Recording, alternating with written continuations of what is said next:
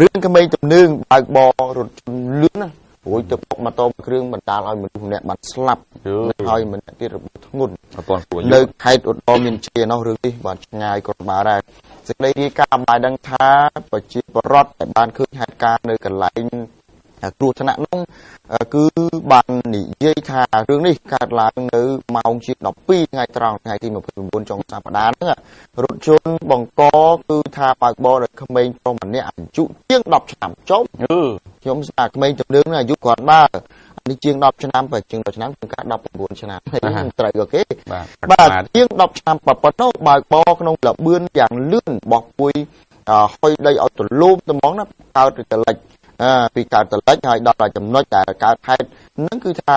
គ្រប់គ្រងលបឿនវាលែងកើតមួយក៏រីចកោទៅបុកពីក្រោយម៉ូតូដែលកំពុងតែធ្វើដំណើរស្រុកទិសគ្នាពេញទំហឹងហ្មងសូទាំងប្រើបាទទាំងប្រើប្រជាប្រដ្ឋដែលឃើញហេតុការណ៍បានបន្តថាបន្ទាប់ពីឡានបុកម៉ូតូភ្លាមគេឃើញជនរងគ្រោះម្នាក់ជាអ្នកបើកម៉ូតូនោះប្រកាសទៅដល់ខ្យល់ស្លាប់ភ្លាមនៅនឹងកន្លែងកើតហេតុតែហ្មងណាទាំងមិនមានស្លាកស្នាមអីនៅលើខ្លួនទេហ្នឹងមិនចឹងបាទមានស្លាកស្នាមប្រកាសមកវត្តស័យកមកទៅនឹងសាច់ឈាមសាច់អីកន្លែងកហ្នឹងចំណែកអ្នកដែលជិះពីក្រោយរងរបួសធ្ងន់ត្រង់ផ្ទៃមុខនិងផ្នែកក្បាលអាហ្នឹងក៏យ៉ាប់ដែរក្បាលហ្នឹងណាបញ្ជូនទៅកាន់មន្ទីរពេទ្យខេត្តព្រោះចំណែកជនបង្កដែលទើបតែចេះជិះឡានថ្មីសួរប៉ាទៅមិនទិញឲ្យហើយរៀនបើកមកកូនហើយក្រោយពីបុករួចបានបាត់តិចទៅមុខទៀតគឺថាបានចម្ងាយជិត10គីឡូម៉ែត្រក៏ជ្រុលទៅបុករះព្រៃ10គីឡូម៉ែត្រទៅបុករះព្រៃតាមដងផ្លូវដាក់តាមជើងតូចធំខ្ទីអស់អាលីងធ្លាក់បលាយទើបទៅវេសវ៉ាចេញពីឡានរត់បន្តទៅទៀតចេញពីរថយន្តពណ៌អានោះពណ៌ជ្រូកហ្នឹងតាកបលាយបុករះដើមឈើដែលក្របនៅតាមវិញ្ញាណផ្លូវហ្នឹងលោកព្រះស្នេហ៍ត្រីធូសភាប្រធានការិយាល័យចរាចរណ៍ផ្លូវគោកខេត្តឧត្តរមានជ័យលោកបានប្រាប់ថាកន្លែងកើតហេតុស្ថិតនៅក្នុងភូមិគោកចន្ទរីសង្កាត់កូនគ្រៀលក្រុងសំរោងខេត្តឧត្តរមានជ័យគ្រោះថ្នាក់ខាងលើនេះគឺថា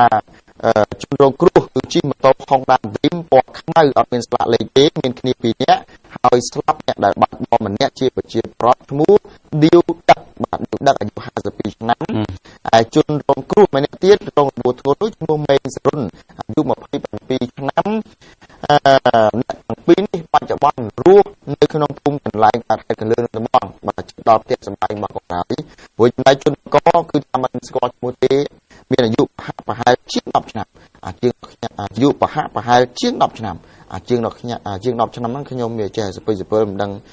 ដល់អាយុដែលអាចបើកបរហើយឬនៅបាទយ៉ាងហើយក៏18ឆ្នាំឡើងលើដែរបើករថយន្តណាបើកម៉ូតូគឺថាអាច16ឆ្នាំទៅតាមកម្លាំងម៉ាស៊ីនអាស៊ីឡាំងម៉ាស៊ីនមកវាអាសេះគួយណាគេនោះហើយជនរងគ្រោះជនបង្ករស់នៅភូមិអូយ៉ាដាវសង្កាត់បន្សាយរៈបើគេស្លាប់ពីរខ្ញុំវាអត់បានស្គាល់ភូមិនឹងដែរបាទក្រុងសំរោងបើកបររថយន្តតាកូម៉ាពណ៌ឈាមជ្រូកនឹងពាក់ស្លាកលេខភ្នំពេញ 2S 1304